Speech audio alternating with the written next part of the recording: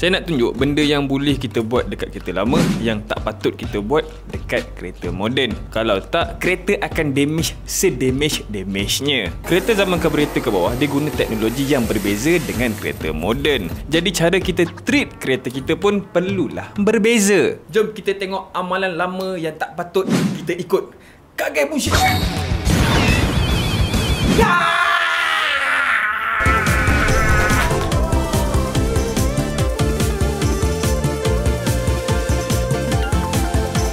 Kereta moden atau kereta baru, yang drive masih lagi kita. Dan kita perlukan pemanduan yang lebih baik. Kita nak teman yang wangi, guna Arilavia Air Freshener. Ada perfume, kotak dia tutup full terus. Jadi kita takkan tahu liquid duduk dekat level mana unless kita buka kotak. Ada perfume dia terus tak ada kotak. Jadi lagi mudahlah untuk liquid jatuh atas dashboard dan terkena direct UV. Arilavia Air Freshener datang dengan kotak with level window yang kita boleh pantau sampailah perfume kita habis. Satu lagi, perfume ni dia tahan lama and wangi.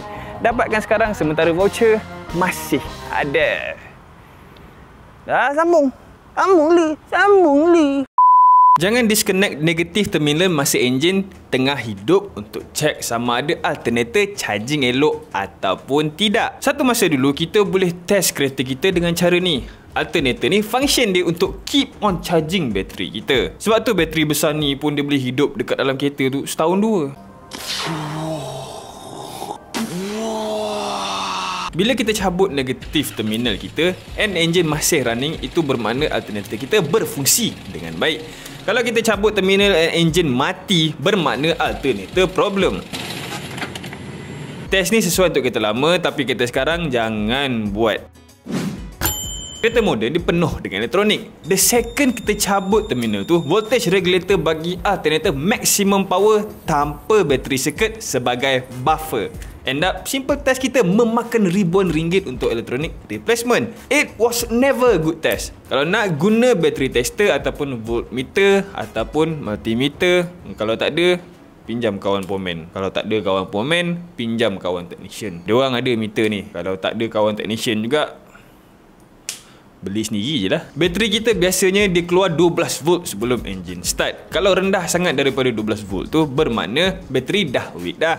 Pergi tukar. Lepas tu start engine kita. Bila reading duduk dekat 14 volt macam tu, maknanya alternator tu charging dengan baik. Jangan sesekali disconnect bateri terminal masa engine tengah hidup. Jam start pun kena buat dengan turutan yang betul. Kalau salah jam, bukan kereta yang tak ada bateri je boleh fry elektronik. Even kereta yang menderma pun fry sama. Kereta yang menderma sama positif dengan negatif dekat bateri terminal. Kereta yang mati bateri, plug-in positif sahaja. Negatif kabel sambung dekat mana-mana unfinished metal. Sebab apa?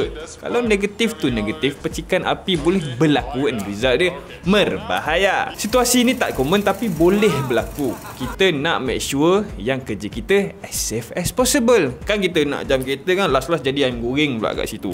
Be safe.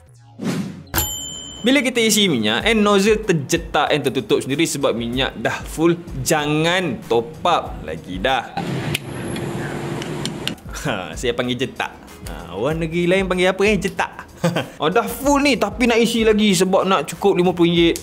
Perbuatan isi lebih daripada full akan damage evap system. Function evap macam ni. Evap system bekerja dengan cara mengelakkan petrol vapor dari terkeluar ke atmosfer and bagi pencemaran. Tanpa sistem ni, bertambahlah 20% pencemaran udara dari satu kereta. Kereta pula dia bukan ada satu je dekat muka bumi ni. Dia ada 200. Satu komponen penting untuk evac system ini adalah charcoal canister kita panggil. Benda ni dia akan filter vapor supaya nanti yang terkeluar balik dekat atmosfer adalah udara bersih sahaja. Tapi bila kita keep top up walaupun nozzle dah tertutup tadi, petrol boleh melimpah ke dalam evac system. Charcoal canister akan rosak sebab kerja dia cuma terima petrol vapor, bukan raw petrol ataupun diesel. Melimpah ke dalam gandum, jadilah Coco Crunch.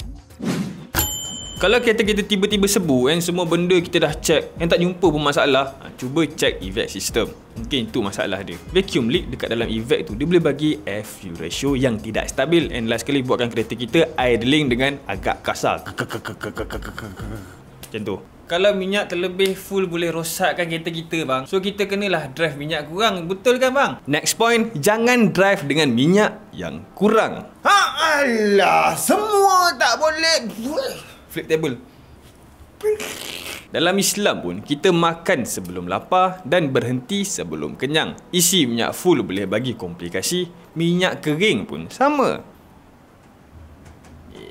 Kereta lama, satu masa dulu, untuk sedut minyak daripada tangki ke enjin, dia guna mechanical fuel pump.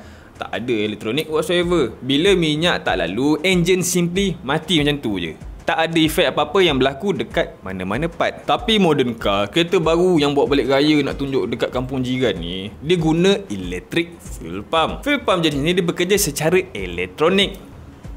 And perlukan cooling. Kebetulan pula yang bagi cooling tu minyak tu sendiri.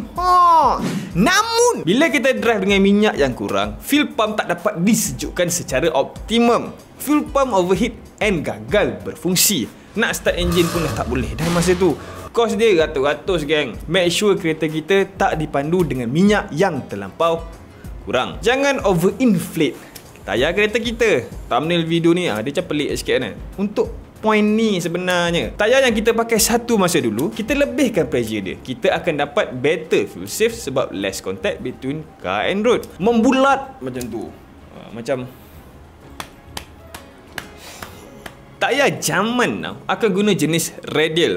Pernah dengar kan? Radial tayar. Radial tu maksudnya steel belt dekat dalam tayar tu diinstall secara horizontal and vertical pada permukaan tayar instead of cross pada tayar lama. Perasan tak tayar kereta kita nampak macam lepeh je kat atas jalan bila parking? Macam tayar pancit. Itu memang kereta radial, bukan tak cukup angin. Jangan overinflate tayar kita walaupun rupa macam pancit. Unless tayar memang pancit lah. Apa yang kereta kita recommend kat situ, kita follow je. You will be fine.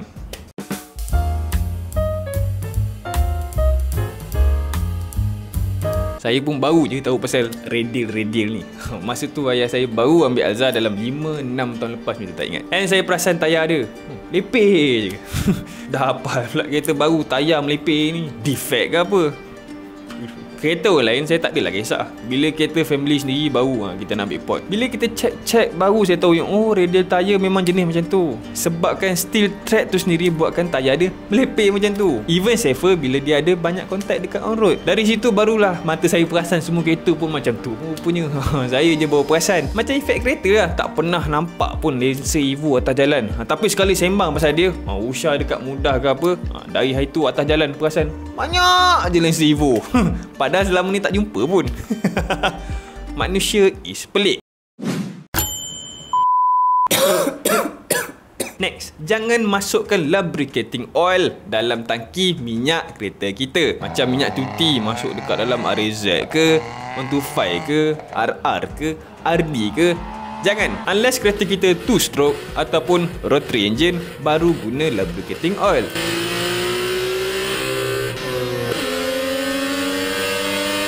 Siapa pernah tengok 2-stroke engine dekat kereta? Susah nak jumpa kereta macam tu. Kereta rare sangat. Engine yang old school, dia boleh terima premix ni. Dia tak kompleks dan tak ada sensor yang nak cakap benda ni tak boleh ke apa semua. Namun, kalau buat dekat kereta sekarang, kita akan bagi masalah dekat catalytic converter, bagi masalah dekat oxygen sensor. Andai kata kereta kita dah teruk sangat kabel build up dekat dalam tu, legam sangat, kita boleh masukkan fuel injector cleaner yang memang dicipta untuk lalu dekat dalam fuel tank, enjin sampailah exhaust dengan sukatan yang betul. Tapi jangan expect yang any lubricating oil boleh masuk and cucinya kita. Dicucinya duit kita sekali nanti.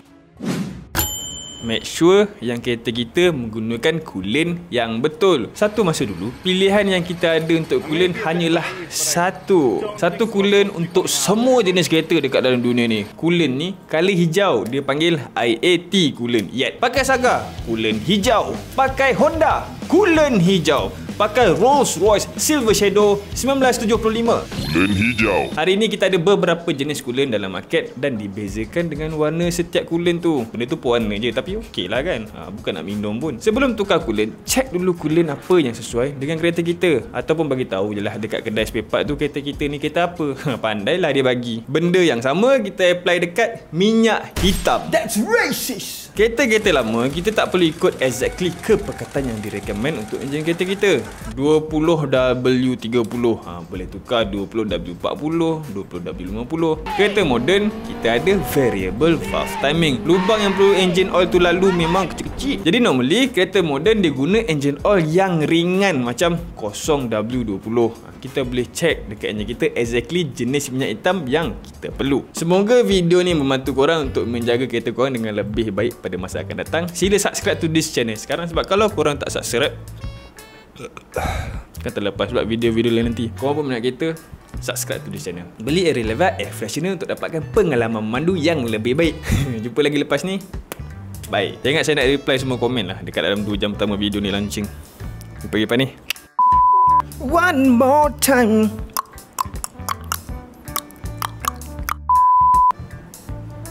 Melipah ke gandang.